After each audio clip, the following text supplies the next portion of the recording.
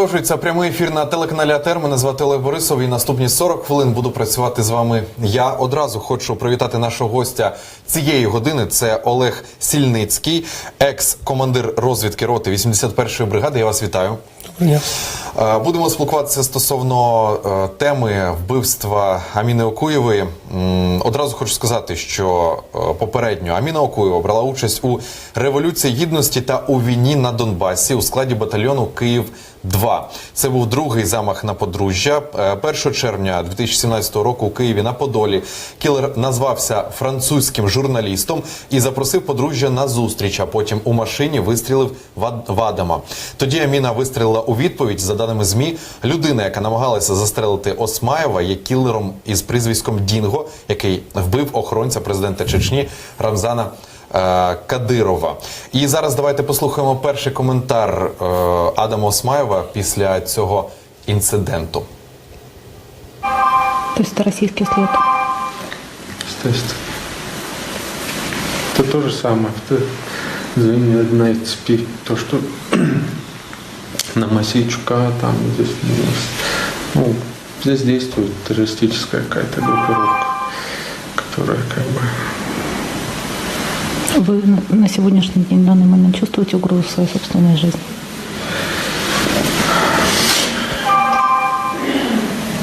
На данный момент не чувствую. І народний депутат України Антон Геращенко озвучив дві версії можливі вбивства Аміни Окуєвої. Давайте послухаємо їх. Основних версій дві – це дії російських спецслужб у вбивство з метою дестабілізації громадсько-політичної ситуації, створення атмосфери терору і жаху в Україні. А друга – це дії осіб, які перебувають на території Чеченської Республіки. Це помста Адаму за те, що він пішов проти Рамзана Кадирова і його оточення. От, пане Олеже, взагалі, спочатку хочеться почути ваші коментарі стосовно таких заяв про можливі версії, взагалі про цю ситуацію. Дуже багато питань складається. От минулу годину ми присвятили саме цій темі всю годину. І до сих пір не встигли все обговорити. От хочеться почути спочатку вашу позицію стосовно всього цього, і потім вже будемо детально обговорювати. Вы знаете, что вот, сейчас будут выдвигаться разные версии, какие угодно, даже самые фантастические. И главная версия напрашивается сама на себя, так сказать. Это понятно, что это российский след, что это спецслужбы России сделали. И неважно, по чьей это было указке сделано, по указке Кадырова, либо лично Путина, не имеет значения абсолютно. Я скажу больше, что 99,9% я даю за то, что даже если чего там Кадыров себе думает, он без обговорения предварительного с Путиным такие вопросы не решает. Вот, поэтому, как говорят, и будет идти следствие, будет видно. Но опять-таки, знаете, я почему-то последнее время, я раньше не особо верил в наше следствие, а теперь в последнее время особенно в него не верю. Ну, это на то разные есть причины, то есть сейчас не время и не место это обговаривать. Но как бы там ни было, есть люди, которые верят в то, что, как говорят, да, преступники будут найдены и наказаны. Ну, давайте будем верить в Деда Мороза. Залишається незрозумілою ситуація, коли зняли охорону з Окуєвої і з її чоловіка. Чому це сталося взагалі? Чия це ініціатива, чия це ідея? Ну, я слышал такую версию, что якобы они сами отказались от охраны. То есть они как бы посчитали, недостойным себя, что ли, пользоваться охраной. И как бы это было их решение. Но опять-таки я не могу сейчас точно этого сказать. Во всяком случае, я такую версию слышал. Але ж от правоохоронці, вони знали, що це ще не кінець, що все ж таки замахи будуть. Знаєте, чому тут така от спостерігається чи бездіяльність, я не знаю. Знаете, я вам хочу сказать так, что знали правоохранительные органы это или не знали. Это знали сами Амина и Адам. Они сами знали, что первым покушением дело не закончится, что будет еще, пока не будет, так сказать, нужный результат тем людям, которые дали команду на уничтожение. Другой вопрос. Вы понимаете, но опять же, вот говорят, спецслужбы знали. Ну, знать это одно, есть варианты на опережение, да? Да и как здесь можно, спокойно не работать с сотрудником спецслужб Российской Федерации, когда у нас граница открыта? Свободно заезжай и свободно выезжай. Им даже с собой оружие везти не надо. Здесь уже есть закладки, они пришли, взяли все, что нужно, и пошли, сделали свою работу. И вы можете быть уверены на 100%, что эти люди уже не в Украине, они уже уехали. Спокойно на поезде, сели на поезд Киев-Москва и почухали, без проверки документов. До тех пор, пока границы не будут закрыты, я имею в виду Украина-Россия, до тех пор, пока не будет тотальный контроль за теми, кто приезжает и кто выезжает, у нас будут продолжаться те явления, которые мы имеем на сегодняшний день. Пане Олеже, у нас на прямому телефонному зв'язку Ігор Мосійчук, народний депутат України. Пане Ігоре, я вас вітаю. Вітаю. Добрий вечір, Ігор. Дякую вам, що вийшли з нами на зв'язок. Пане Ігоре, для початку, будь ласка, поділіться останньою оперативною інформацією стосовно цього вбивства і взагалі ваші коментарі, ваші думки стосовно всього цього, що відбулося. Ну, перш за все, хочу сказати, що відомо, що стрілок все-таки, мабуть, був один. Десь в порядку з першої, з другої, максимум з третьої кулі міні було влучено в голову. Куль було випущено невелика кількість, тому є схильність вважати, що стрілок був професіоналом. 7,62 калібру використовувався схоже автомат Калашникова. Ну, я бачив це жахіття, не можу коментувати, просто слів немає. Тепер щодо того, що я тільки що чув, що сказав ваш гість. Ну, перш за все, я повністю поділяю думку стосовно того, що кордон має бути закритий негайно, тому що щодня 300 тисяч чоловік перетинають україно-російський кордон туди й назад. Ну, тобто, частина туди, частина назад, хто куди їздить, які диверсійні групи. Вроді в нас не війна, а Бог знає, що відбувається. Уявіть собі, в Другу світову війну курсування потяга Берлін-Лондон або Берлін-Москва. Ви можете собі таке уявити? Я ні. Це перше. Друге. Отут я не погоджуюсь. Я вважаю, що група терористична залишається на території України, тому що вважаю, що підрив Тимура Махаурі, замах на мене і вбивство Аміни Акули – це звенья одної цепі, як каже північний агресор. І ці звенья пов'язані одним. Пов'язані з тим, що всі ми боролися за вільну Ічкерію, кожен там на своєму місці інформаційно, хтось і зі зброєю в руках і тому подібне. Я вважаю, що існує загроза ще тим, хто залишився в живих. А такі люди є. Це і Тимирхан Мунаєв, син Мунаєва, бригадного генерала, який склав голову, захищаючи Україну під Дебальцево, і ряд інших.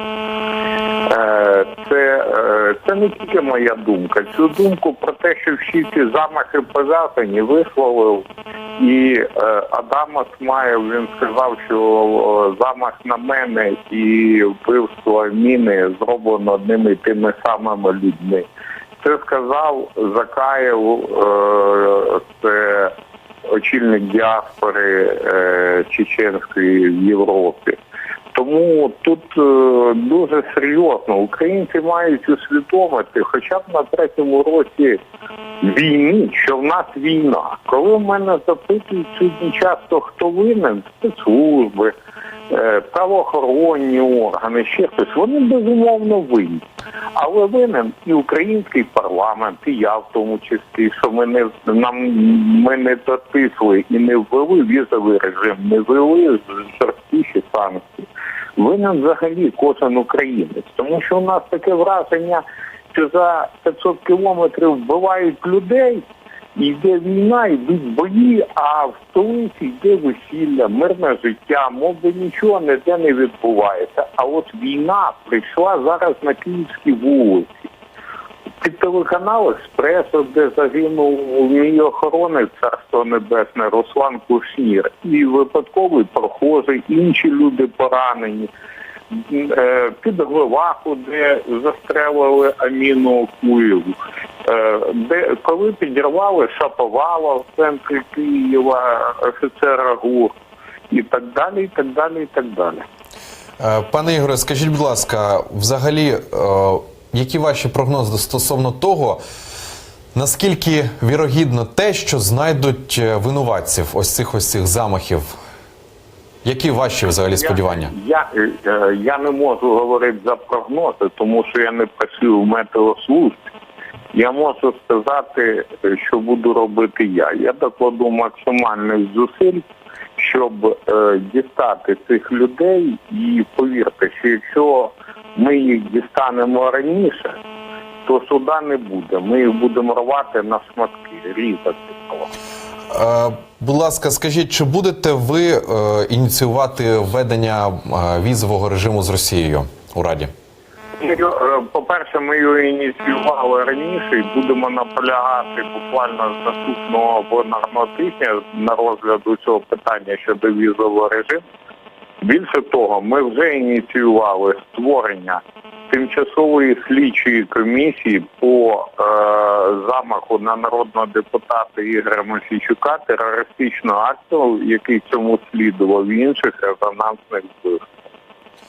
І ми будемо наполягати, що парламент не запрацює доки не буде прийнята ця постанова і не почне роботу ТСК.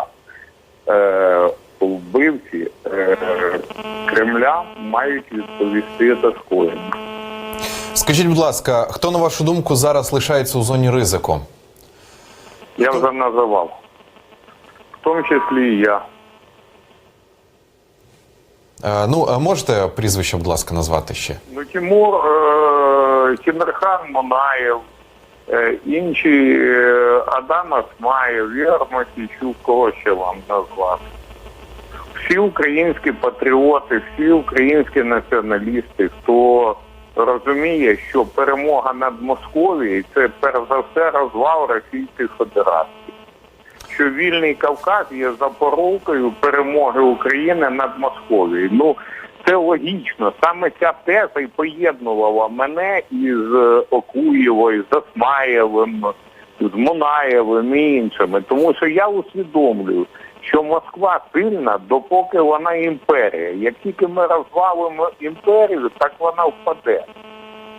Ми повинні користатися політикою Рейгана, який знищив імперію зла, Радянський Союз, тоді, правда, в мирний спосіб. Зараз ми ведемо війну, але в тому числі, підтримуючи поневолені народи, ми знищимо Московську імперію. Пане Ігоре, останнє питання до вас. Як ви себе почуваєте? Готуюсь до операції завтра. Самопочуття стабільне. На жаль, на ногу поки що стати не можу.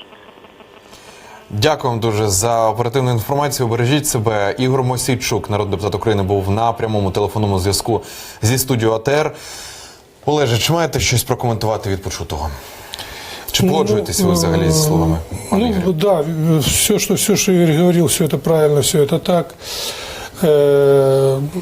Может быть, и стрелял один человек, я опять же, я не могу говорить, у меня нет никакой в этом плане информации. Даже если стрелял один человек, все равно работала группа, потому что должен был быть наводчик, и даже не один. Должна была быть машина, так сказать, под парами, в которую прыгнули и сразу уехали. То есть это группа. И это спланированная акция, которая была хорошо подготовлена. Вот. А так, в основном, да, я как бы согласен со всем тем, что было сказано. От Володимир Фесенко в ефірі нашого телеканалу сказав, що взагалі зараз в Україні ось ці найманці, російські спецслужби, вони, у них, знаєте, такі вільні права. От що хочуть, те й роблять. Чи погоджуєтесь ви з цим? 100%. Що робити? Що робити з цим? Ну, Что делать? Ну, во-первых, надо менять руководство силовыми органами нашими.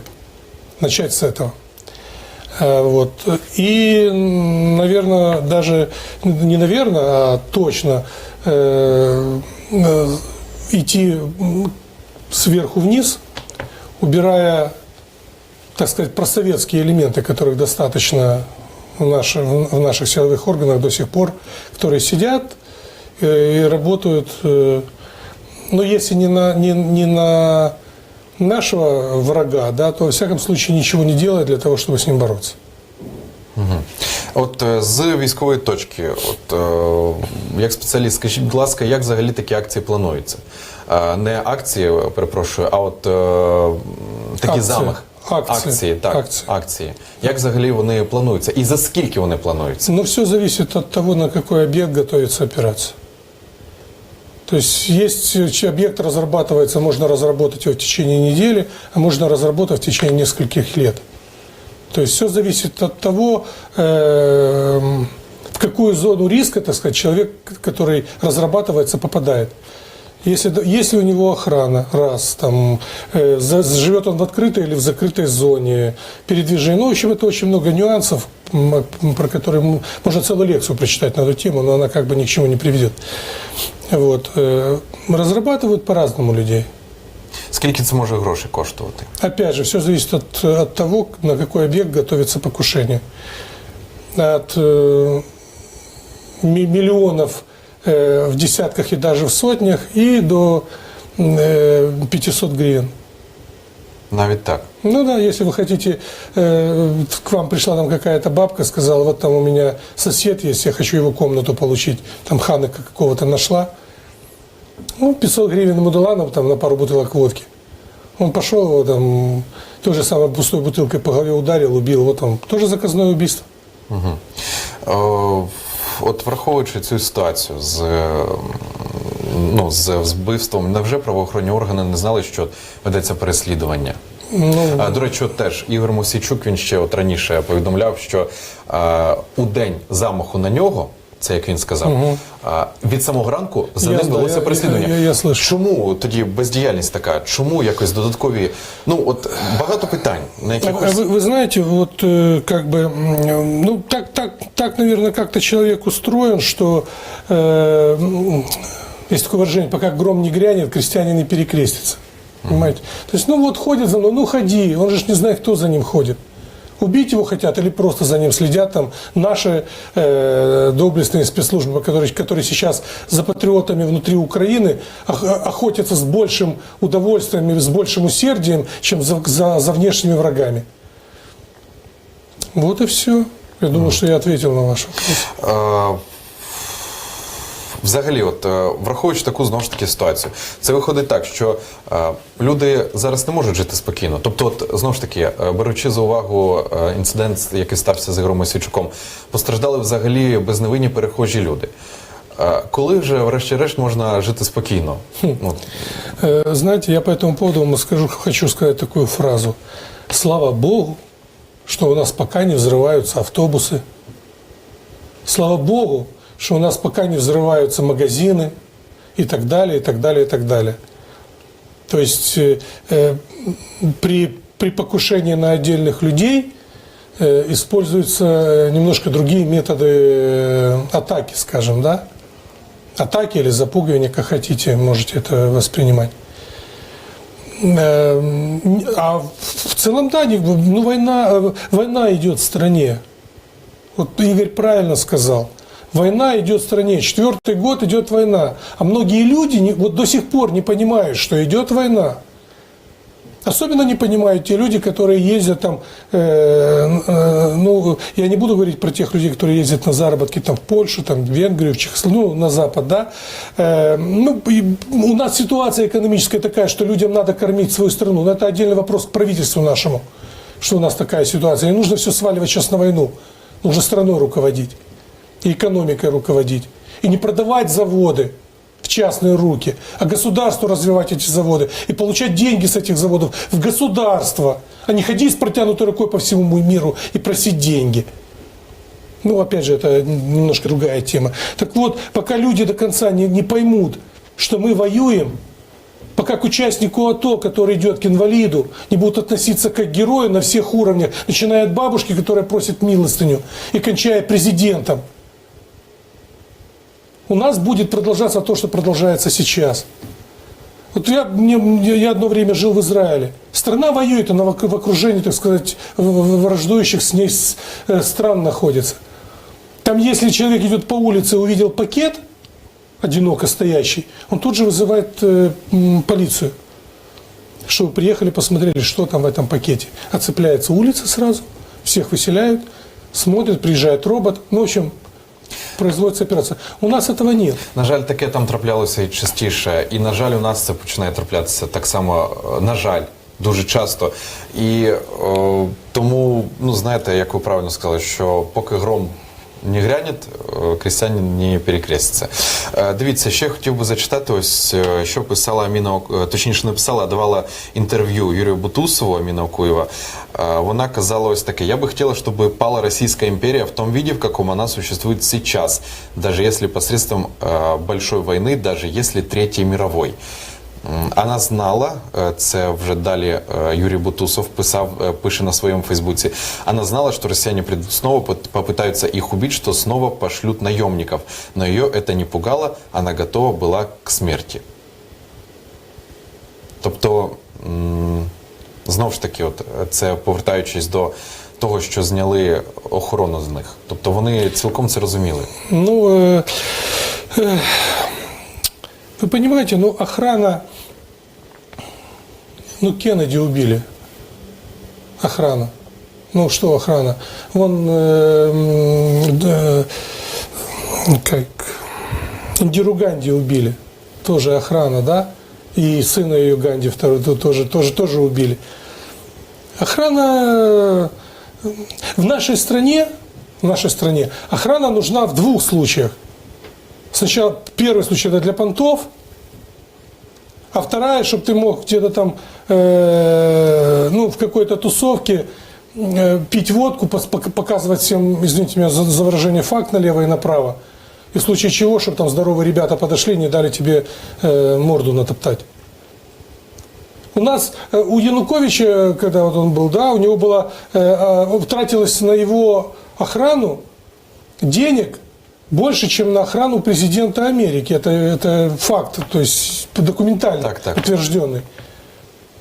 Ну, во-первых, это глупо, но опять же, это отдельный разговор, об этом можно говорить долго. И, да, президентов охранять надо, это однозначно, потому что он носитель государственных тайн и так далее. Амина и Адам, они прекрасно понимали, ну сколько им там выделяли охрану? 3-4 человека. Ну что эти 3-4 человека смогли бы сделать против хорошо подготовленной акции? Ну, по суті, і у Вороненкова теж охорона була. Однозначно. Вон Игоря охранял один человек. Ну, может быть, да, конечно, вот, ну, нельзя так как бы говорить, но он погиб, принял, может быть, осколки, которые достались бы Игорю, он принял на себя. Ну, но нет, понимаете, ту охрану, которую предоставляли, она не давала стопроцентной гарантии, что ничего не случится. Наоборот, если ты без охраны действуешь, если ты рассчитываешь только на себя, ты не расслабляешься. Поэтому я понимаю, почему они отказались. Вот как раз поэтому, скорее всего, то есть они хотели рассчитывать только на себя, они хотели быть готовыми к тому. Но понятно, что ко всему быть готовым нельзя. Ставили це питання вже і до Ігоря Мосійчука, і до нашого попереднього гостя, і до вас хотів би поставити таке питання. Хто зараз може бути у ризику, у зоні ризику? Всі. Відомо, що замах вперше коївся на Адама. Як ситуація може розвиватися там? Зараз от знаю, що в лікарні, де він перебуває, стягнули дуже багато охорони, дуже багато правоохоронців. Не знаю, чи можна таке питати, але взагалі, от, чи може зберегти от зараз така посилена увага громадськості до цієї справи, посилена увага взагалі таким от резонансним подіям, які трапляються, на жаль, от останнім часом дуже, Знаете, часто. я не хочу клеить ярлыки, но я уже еще раз повторюсь, что охрана не есть гарантия безопасности. Вот подошли там к любому милиционеру, сказали: дружище, вон тебе там в Швейцарии на твой счет $3 миллиона лежит. Вот тебе шприц, войди в систему, введи ее, пожалуйста. И все. Сумна новина, звісно, про це аж мурахи по тілу, чесно кажучи. Вот я вам скажу больше, что я с Аминой был знаком. И сегодня, я узнал эту новость сегодня утром. Я когда об этом услышал, некоторое время я просто, я не говорить не мог ничего. На меня это вот, несмотря на то, что вот за все это, за время вот этой вот войны я уже стольких друзей потерял, новость о том, что Амина не, вы понимаете, до такой степени была светлый человек. Вот рядом с ней, вот когда вот общаешься, она была очень простая в общении. То есть, я просто не могу сейчас слов подобрать, понимаете? Вот у нас говорят так, что о мертвых либо ничего, либо только хорошее. Я сейчас говорю так о ней не потому, что вот ее нет, потому что это правда, вы понимаете? Но вот до такой степени светлый, душевный человек была, что несмотря на то, что какой дорогой она шла, да, все-таки снайпер, как бы суровая такая профессия. И путь воина она для себя выбрала. И при этом она оставалась прекрасной женщиной, добрым, отзывчивым человеком. Больно, просто очень больно. Повернемося обов'язково до цієї теми. Хочу одразу проанонсувати, що окрім цієї теми наша редакція тримає руку на пульсі усіх подій, які кояться нині. Нагадаю, що трошки відійдемо від цієї теми. Нагадаю, що сьогодні проводились обшуки у родині міністра внутрішніх справ Авакова, затримали його сина, і зараз вже, ось як повідомляють інформаційні агентства і наш кореспондент, зокрема, який там перебуває, вже доправили сина Авакова до суду у Києві, і до будівлі Солом'янського райсуду стягнули силовиків. Тобто очікуємо на прямі включення нашого кореспондента, який там нині, який туди приїхав. Чекаємо на подробиці. До кінця цього ефіру лишається вже хвилин 10. Я думаю, що встигнемо. Давайте трошки змінимо тему, щоб трошки відійти від такого суму. Розумію, що це дуже боляче, але все ж таки жити треба далі. Стосовно НАБУ, стосовно обшуків цих корупційних схем, Зорян Шкіряк, наприклад, у нашому ефірі хвилин 40 тому сказав, що маячня повна, що взагалі серйозно сприймає те, що зараз відбувається у Харкові, з НАБУ і так далі. Взагалі, все, що коїться навколо родини Авакова. Як ви цю ситуацію вбачаєте? Чи не буде ця ситуація, я дуже люблю ставити це питання усім гостям, чи не буде ця ситуація схожа на усі ці гучні затримання НАБУ, а потім віддати на поруки, або під заставу, або ще щось? Я даже не сомневаюсь в этом. Я в этом даже не сомневаюсь. Я даже уверен не то, что на 100, на миллион %, что дело даже до суда не дойдет. Тобто сьогодні йому повинні на судовому засіданні визначити запобіжний захід, да? Да. Але до суду не дійде? Я думаю, что да. Максимум обойдется беседой, там, так сказать, до выяснения дела отпустили домой. Вот так как-то, я не знаю. Они найдут красивую формулировку, как это подать. Ось Міністерство внутрішніх справ констатує, що в Україні продовжується гібридна війна, спрямована на дискредитацію політиків та посадових осіб, які твердо стоять на позиції реформування та оздоровлення державних інститутів, зокрема правоохоронної системи. Да. Вы знаете, почему-то я этому верю. Вот так я этому верю. Вот прям вот до колика в животе, я в это верю. Ну, тобто, можемо, знову ж таки, спрогнозувати, да? Не, я в сьогоднішні данном події? случае говорю, я сейчас иронизирую не по поводу НАБУ. Я сейчас иронизирую по поводу политиков, руководителей разного звена и так далее, и так далее, и так далее. Судей, просудей, подсудей, за судей. Ну, все же видят, вот сейчас вот хорошая такая вот фраза, формулировка появилась в обществе, спортивная рыбалка. Споймал, отпустил. Вот это то, что у нас в стране происходит. А от яку можемо очікувати реакцію громадськості, зокрема там Азов, Національний корпус? Ну, что зацикливаться только на Азове? Достаточно других сил. Ну, а что, вот вы сами подумайте, что общественность? Ну, общественность скажет свое громкое «фе». И это все закончится. Вот сейчас под Верховной Радой там стоят люди. Немного их, они стоят, значит, требуют, там, выдвигают какие-то требования. Общество опять раскололось на два лагеря. Одни поддерживают, другие не поддерживают. Главный месседж тех, кто не поддерживает, говорят, что они там стоят для того, чтобы что-то порешать для себя. Ну, это, я понимаю, почему народ так говорит. Народ уже устал от обещаний политиков, любых рангов. Реально. Хочу ось зачитати. Сергій Лещенко на своєму Фейсбуці написав наступне, цитую. «Сын Авакова задержан в Киеве. Тут же ему будут выбирать меру пресечения. Тем временем обыски в Харькове срывает нацполиция и нацгвардия, которые приехали по вызову о якобы заминированном помещении. К зданию НАБУ в Киеве стягивается Нацгвардия. Мой источник говорит, что там уже стоят 2 микроавтобуса с нацгвардейцами, которые никак не объясняют свое появление здесь». Ось Лещенко, що написав. І продовження, що він теж сказав.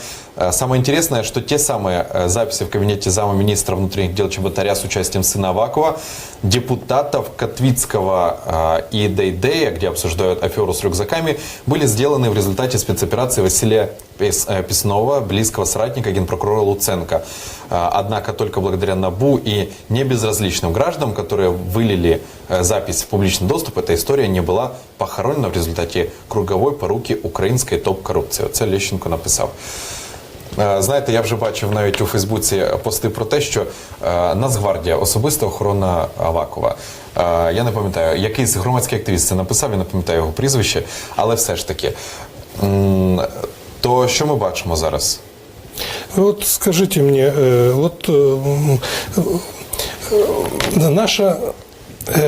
наш ВПК разработал там какие-то типы вооружения. Я сейчас не буду акцентировать, неважно, да? Кто первый получает это вооружение? Национальная гвардия. Не армия, которая воюет. Армия получает слезы, копейки. Мизер. Все получает Национальная гвардия. Новое вооружение, новую технику и так далее, и так далее, и так далее. Армия не получает... Я еще раз говорю, если получает, то получают какие-то нули. Вы я бы хотел, чтобы вот кто-то вот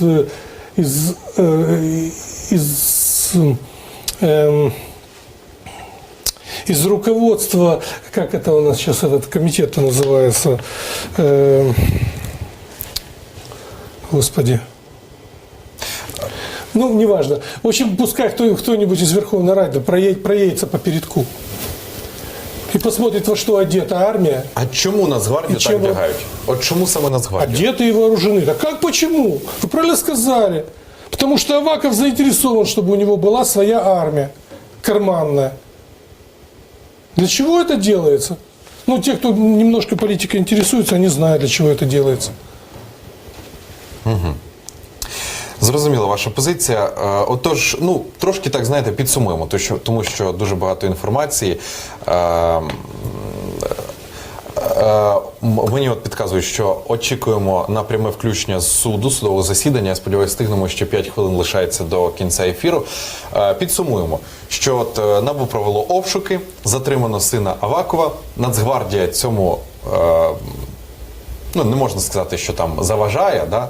Не можна сказати. Можна сказати, що просто Нацгвардію стягують, тобто очікуємо якісь конфлікти. Навіщо, ну, ми усім зрозуміло, що навіщо, але все ж таки хочеться, щоб ви це озвучили. Навіщо Авакову карманна така от армія? Он хорошо себя чувствует на своей должности. У засобах масової інформації з'являлася інформація вже неодноразово, що повернемось до цієї інформації. Мені редактори підказують, що зараз вже на оперативному прямому включенні Вікторія Аблязова, кореспондент АТРу. Вікторія, якщо ти нас чуєш, привіт тобі, будь ласка, розкажи останні подробиці, новини з залу судових засідань. Що взагалі відомо? Тобі слово, давай.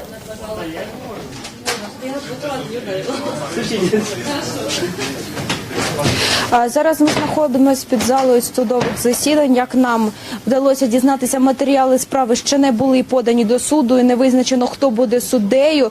На реєстрацію заяв залишилася година, її мають зареєструвати до 6-ї. Якщо ж до 6-ї години вечора матеріали справи не будуть зареєстровані, то суду сьогодні не відбудеться. Студія. Дякую. Дуже оперативна інформація. Вікторія Аблязова, кореспондент АТРу, була на прямому зв'язку. Ну, я можу сказати, що ви як метеоролог, да? Ви спрогнозували все, що нині сказала наша кореспондентка. Трошки сумно. Так? Не трошки сумно. Не трошки. Дуже сумно. Ви знаєте, я вам хочу сказати, що